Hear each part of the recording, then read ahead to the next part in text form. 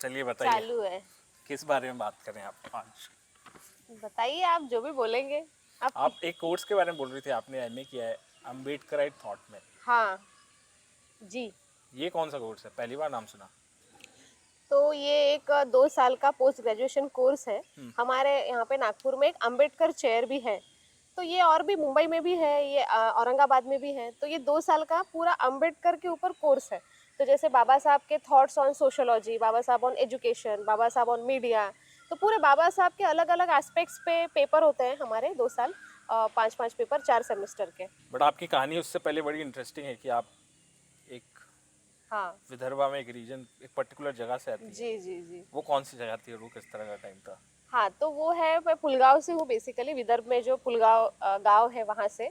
तो वहाँ पे एक विटाड़ा नाम का हमारा गांव है, जहाँ जो है नदी किनारे पुलगांव के पास में, वहाँ पे हमारी खेती है। तो 12वीं तक हम वहीं रहे, और फिर 12वीं के बाद फिर इंजीनियरिंग करने के लिए पूना आए, एमटेक करने के लिए मुंबई आए। तो इस तरह से फिर आए, और लेकिन फिर एक टाइम के बाद फिर से हमारे नागपुर और विदर्भ में वापस चले गए। और वो एरिया बड़ा इनफेमस है काफ़ी फार्मर डेथ के लिए, फार्मर हाँ हाँ हाँ, सुसाइड के लिए। यस। तो सो वो उसके कोई पर्टिकुलर रीजन है कि उसी एरिया के अंदर इतना हाँ, विदर्भ जो है महाराष्ट्र में फार्मर सुसाइड्स के बारे में काफ़ी जाना जाता है। और दुख की बात ये है कि इस साल भी, मतलब 2023 के लेटेस्ट स्टैटिस्टिक्स में भी 2,500 से ज़्यादा एक साल में फार्मर्स डेथ डाइड। तो 2,500 फार्मर अगर एक एक साल में सिर्फ एक ही रीजन से मरने लगे, तो मतलब कुछ बात है ना। उसका मेन रीजन क्या है? लोन लेके फिर वो हाँ, मतलब कई सारे आर्थिक तंगी के कारण। रीजंस का मल्टीपल रिपल इफेक्ट्स हो सकता है, सिर्फ लोन ही नहीं कह सकते हैं हम कि फार्मर फ्रेंडली योजनाएं ना आना, अगर योजनाएं आती भी है तो फार्मर्स तक अच्छी तरह से उसे ना पहुंच पाना, या और भी कई कारण उसके हो सकते हैं। भाव न मिलना, सबसे बड़ी बात तो इकोनॉमिक्स पे ही आ जाती है ना, कि अगर आपके माल को भाव ही नहीं मिल रहा है, पेट्रोल के प्राइसेस इतने बढ़ गए हैं, लेकिन अगर आप शेताचा जो भाव, अगर हम बोलते हैं कोई चीज का भाव, बोलते हैं कॉटन का भाव ले लीजिए, हमारे खेत में सोयाबीन उगता है, वो कॉटन या दाल, तो उसके भाव में बहुत फर्क नहीं पड़ा है, जबकि महंगाई बहुत बढ़ गई है अगर आप देखते हैं। तो मेन बात तो मुझे लगता है ना, it boils down to economics, कि हाँ, पैसा ही नहीं है फार्मर्स के पास में, तो मरने के अलावा कोई चारा नहीं बचता फिर। आप लोग क्या ग्रो करते हैं अपने खेत में? मेरे खेत में जो है वो है कॉटन है, मेजरली कॉटन है, और विदर्भ कॉटन के लिए जाना जाता है। फिर सोयाबीन है, फिर चन्याची दाल, तुरीची दाल, हम ऐसे उसको मतलब कहते बहुत हैं। सारा होता है फिर। हाँ, मतलब एक टाइम पे एक लेते हैं या मिक्स करते हैं 2 क्रॉप्स, तो इस तरह से अच्छा। अलग अलग लेते हैं। इरिगेशन की जमीन नहीं है, विदर्भ जो है थोड़ा नॉन इरिगेशन के लिए ज्यादा पानी की कोई फेमस। समस्या उधर? पानी की समस्या है, मतलब इरिगेशन नहीं है वैसा, पीने का पानी का वैसा इशू नहीं, बट इरिगेशन, खेत में जो पानी आता है, जो क्रॉप्स को लगता है, तो हम ऐसे क्रॉप्स उगाते हैं जिसको पानी कम लगता है, जैसे कॉटन, सोयाबीन, ये सब। विदर्भा के एटमॉस्फेयर में आप कब तक रहे? मतलब उस पुलगांव में आप कब तक रहे? मैं पुलगांव में पूरा 12th तक थी, और फिर अनफॉर्चुनेटली मैं पढ़ाई में अच्छी थी, तो घर, अनफॉर्चुनेटली? जी अनफॉर्चुनेटली, तो घर वालों को ऐसे लगा कि भाई बच्ची को पढ़ाना चाहिए। उस टाइम में टॉपर वगैरह थी, मेरिट में भी आई थी 10th में वगैरह, उस टाइम में मेरिट सिस्टम चलता था। मेरिट मतलब वो होता है जो टॉप 10 या टॉप हाँ, 20 होते ऐसा हैं एक उस टाइम पे। सरकारी उस हाँ बोर्ड के अंदर, जी जी जी स्टेट बोर्ड के अंदर। जी। तो मेरिट में भी थी, तो घर वालों को लगा कि अब ये हमारी गरीबी दूर करेगी, तो इसको पढ़ाते हैं। तो उन्होंने फिर मुझे पूना भेजा। तो पूना भेज के अलग ही शौक में मैं चली गई, क्योंकि पूना बहुत अलग चीज है हमारे लिए। हमने जो देखा गांव में, वो जिंदगी और पूना जिंदगी इतनी अलग थी कि मुझ मेरे it worked in a reverse way to me, कि मेरी प्रगति तो छोड़ दीजिए, ज्यादा ही डिप्रेशन में मैं आ गई उस टाइम पे, कि भाषा अलग। लाइफस्टाइल हाँ हाँ, लाइफस्टाइल अलग है। लाइफस्टाइल बोल लीजिए, कि भाषा अलग थी, उनका रहन सहन अलग था, वो लोग का सब कुछ अलग था। और बेसिकली क्या होता है ना, बहुत बार ये सभी पूरे इंडिया के लिए है, कि जब गांव देहात से बच्चे शहर में पढ़ने आते हैं, तो वो शहर के स्टैंडर्ड को देख के थोड़े दिन के लिए तो कोमा में ही चले जाते हैं। मतलब वो जिस तरह से बात करते हैं, हाँ इंग्लिश का बड़ा इम्पोर्टेंट हो हाँ जाता है। हाँ कई बार हाँ एक्सेंट आपका अगर हाँ उस जगह से बिलोंग करता है तो उसके लिए हाँ, भी वो वो बात बातें भी है। बनाते हैं, और वो सारी प्लस चीजें। प्लस क्या कहते हैं, उनके मैनरिज्म्स होते हैं, वो हाँ। थोड़े से जेंजीज यो टाइप्स थोड़ा सा। और हम अपने गांव से कभी 2-3 कपड़े के ज़्यादा कपड़े नहीं पता, 1-2 हेयर स्टाइल्स के ऊपर हेयर स्टाइल नहीं पता, तो एक साधारण बैकग्राउंड से आप जाते हैं वहाँ पे और वही हमें लगता है कि बेस्ट है। मतलब हम वही देखे रहते हैं ना, तो हमें पता ही नहीं रहता कि अच्छा ये भी आ गया, अच्छा ये भी आ गया, क्या बात कर रहे हो, ये भी आ गया। तो इट वाज लाइक दिस कि क्या क्या क्या, वो जो सीरियल है ना, इसकी क्या उसका नाम है वो डायरेक्टर का, कौन सा? सीरियल जो बनाती है दैट डायरेक्टर, एकता कपूर। हाँ एकता कपूर की सीरियल जैसा क्या क्या क्या टाइप मोमेंट था मेरी जिंदगी में कि क्या क्या क्या इस टाइप का। तो उस लाइफस्टाइल में आपने फिर अडेप्ट किया कि ये मुझे ये चीज़ें पता होनी चाहिए, या फिर ये हाँ। फैशन सेंस ऐसा है यहाँ पे, या फिर इंग्लिश में इस तरह से बोलते हैं, वो आपने फिर अडेप्ट करने का धीरे धीरे कोशिश किया, फिर किस तरह से आपने हाँ, उसको किया? तो वही है कि फिर जैसे मैं मेरे स्कूल्स तक फिर टॉपर थी, आर्ट्स में भी अच्छी थी, ड्रामा वामा करती थी, तो अच्छा खासा चल रहा था, मतलब पढ़ाई भी और एक्स्ट्रा करिकुलर भी। जब पूना गई तो हर चीज़ के वांदे थे। मैं अपने भाषा में बात करती थी, वराडी जो हमारे यहाँ पे बात करते हैं मराठी में, तो उसका मजाक बनाया जाता था कि उन्हें लगता था कि ये क्या भाषा हुई, मतलब हम जो भाषा बोलते हैं Marathi, Puneri Marathi, that is the ultimate Marathi. अच्छा, यहाँ पे वो भी है? हाँ, तो लैंग्वेज के कारण थोड़ा सा भेदभाव हुआ, मजाक बनाया गया इन अ गुड सेंस, मतलब ऐसा बहुत ही रैगिंग टाइप्स नहीं, टांग बट खींचने वाला। हमेशा ही अगर आपका मजाक बनता है तो फिर हम सोचने लग जाते हैं ना कि भाई हमारे लिए तो नॉर्मल है ये, है ना, क्योंकि हमने तो वही देखा है। तो भाषा, फिर उसके बाद उनका एक कॉन्डक्ट होता है, एक मैनरिज्म होता है बात करने का जो हमें नहीं आता था। फिर उसके बाद में उनका एक स्टाइल होता है बात करने का, कपड़ों का भी, या इन जनरल भी एक उनका एक वाइब होता है जो हम में बिल्कुल था नहीं। ठीक है। तो इंग्लिश तो सीखनी पड़ी ही किसी भी हालत में, क्योंकि इंग्लिश के बगैर तो कुछ हो ही नहीं रहा था। वहाँ पे इंजीनियरिंग कर रही थी मैं पूना में, तो इंग्लिश सीखनी पड़ी। फिर उसके बाद में हमने हमारे जीवन में कभी गाँव में अखबार नहीं देखा, मतलब अखबार क्या होता है हमने देखा ही नहीं था। अच्छा, हाँ, हमारे गांव में अभी भी अखबार नहीं आता है, न्यूज़पेपर नहीं पढ़ते लोग? नहीं पढ़ते लोग न्यूज़पेपर। उतना पैसा लोगों के पास है नहीं कि महीने का मतलब 100-150 लोग पेपर वाले को दे, ये भी अच्छा। बात है। और न्यूज़पेपर हमारे गांव में अभी भी नहीं आता, तो न्यूज़पेपर कभी देखा नहीं था। फिर वहाँ पे पता चला कि नहीं, न्यूज़पेपर पढ़ना पड़ता है, इससे आपका जनरल नॉलेज अपडेट होता है। तो फिर न्यूज़पेपर पढ़ना शुरू किया मैं। ये क्या है, ये तो बहुत बड़ी बात होगी, हमारे गांव में तो टॉयलेट भी नहीं थे 12वीं तक। मैं खुद जो है 12वीं तक हमारे घर में टॉयलेट नहीं थे, तो 12वीं के बाद हमारे घर में जो है टॉयलेट बनाना पड़ा, क्योंकि फिर ग्राम पंचायत के इलेक्शन में पापा खड़े थे तो कंपलसरी था। अच्छा, तो ये इस तरह का माहौल था। और फिर एकदम से पुणे गए तो फिर पता चला कि हम अलग ही दुनिया जी रहे हैं, दुनिया कुछ अलग ही चल रही है, तो सब कुछ सीखना पड़ा हमें खुद से। तो इन सब के बीच में मतलब ये इतनी सारी चीज़ें हुई कॉलेज में, और फिर थोड़ा एक डर भी लगता है कि सामने कैसे बोलूँ, लोग मजाक उड़ाएंगे। फिर इसके बाद आप सोशल मीडिया में कैसे आए? क्योंकि आप एक तो इस रूरल उससे आते हैं, फिर दूसरा आप अम्बेडकराइट थॉट्स को भी बोलते हैं खुलेआम, फिर आप एक विमेन भी हैं।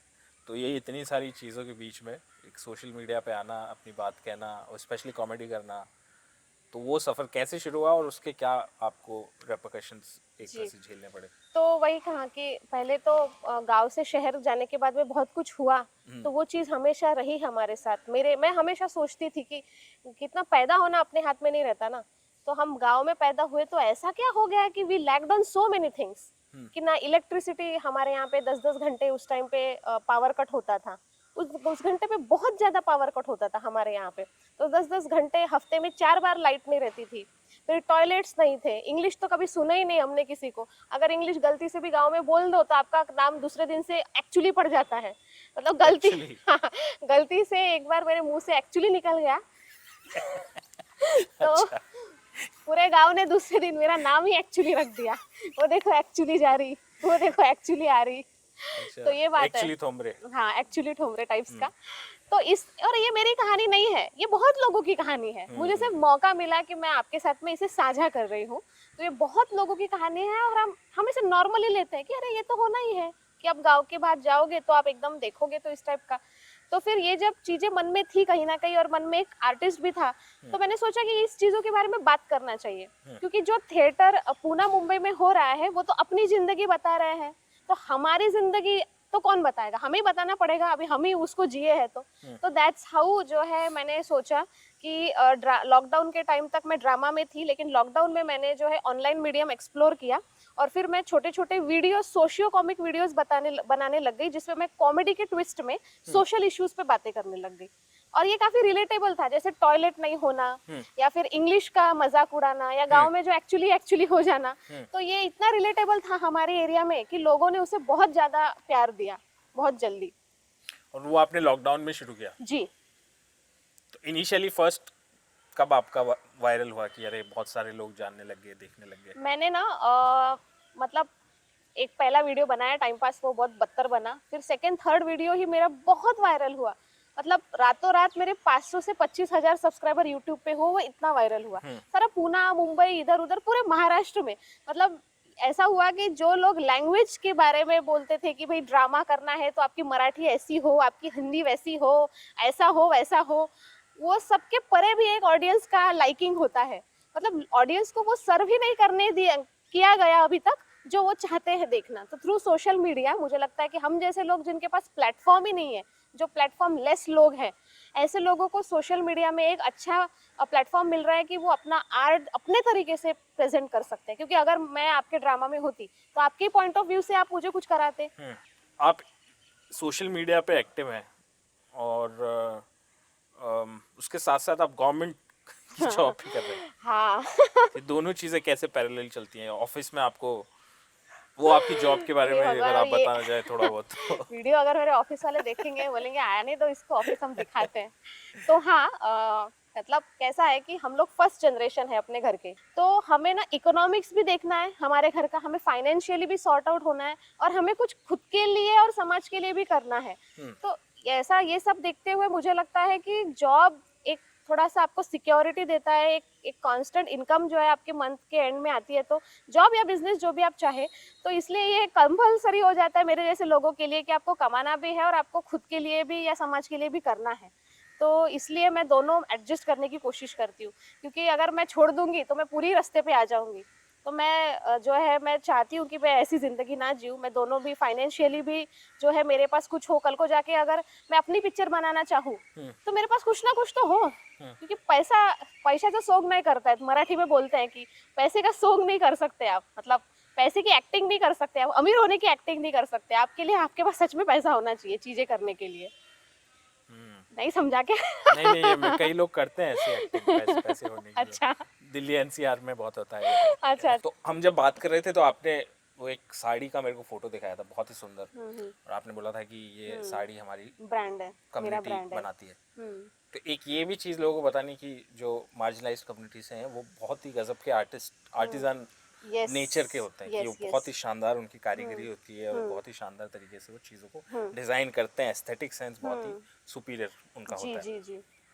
तो वो आप थोड़ा इसके बारे में बताइए कि ये कौन सा हाँ। मेथड है आपके लोकल किस तरह के? जी। जैसे मैं जिस कम्युनिटी से आता हूँ वो मेघवाल कम्युनिटी है, तो हमारे यहाँ की मेघवाल एम्ब्रॉयडरी जो है वो बहुत फेमस है। तो ओके। बहुत ही शानदार काम होता है एम्ब्रॉयडरी के अंदर। तो आपकी जो कम्युनिटी है उसमें किस तरह का जी। काम तो होता है? यहाँ पे 2-3 चीज मैं बताना चाहूंगी। आपकी मेघवाल कम्युनिटी का वो आप सबको पता है राइट? मेघवाल बॉर्डरी एम्ब्रॉयडरी पता है ना सबको? ज़्यादा नहीं पता अभी भी लोगों को। फिर भी पता है राइट? दुर्दैव है कि महाराष्ट्र में विदर्भ इतना बड़ा क्रोर्स पॉपुलेशन का प्लेस है, ठीक है, लेकिन विदर्भ की अपनी खुद की साड़ी है, करवत काठी साड़ी, उसके बारे में 1% लोग भी नहीं जानते हैं। और ये जो साड़ी है सालों से इंटीरियर्स ऑफ भंडारा, गोंदिया, चंद्रपुर में सालों से एक कोष्टी समाज है, विनकर समाज बोलते हैं उसको, वो लोग हाथों से बनाते हैं साड़ी को, और उसका जो टसर सिल्क आता है वो भी हमारे गढ़चिरौली एरिया से आता है। तो इतना बड़ा प्रोडक्शन हाथ से, तो बहुत ही छोटा सा एक एरिया है, बहुत है ना, बहुत ही नहीं बड़ा एरिया है वो, बट मतलब वो नक्सलाइट के लिए नक्सलाइट ज्यादा उसके लिए, फेमस किया गया है। हाँ। लेकिन वहां से टसर सिल्क लाके वो लोग हाथ से वो सिल्क की 100% सिल्क, प्योर सिल्क की साड़ी बनाते हैं।